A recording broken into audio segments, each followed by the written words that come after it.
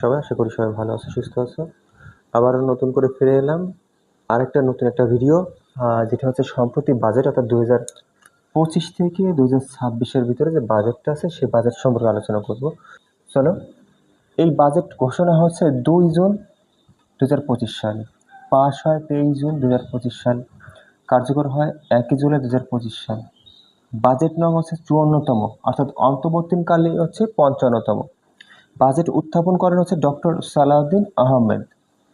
সবচেয়ে গুরুত্বপূর্ণ প্রশ্ন, বাজেটের আকার হচ্ছে 7,89,999 কোটি, যা জিডিপি আকারে 12.70% আসে।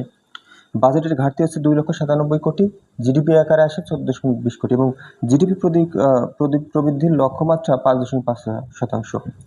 প্রশ্ন থাকলো, বাজেটের শিরোনাম কি? বাজেটের শিরোনাম কি? আশা করি এই প্রশ্নের উত্তর অবশ্যই কমেন্টে জানিয়ে দেবেন।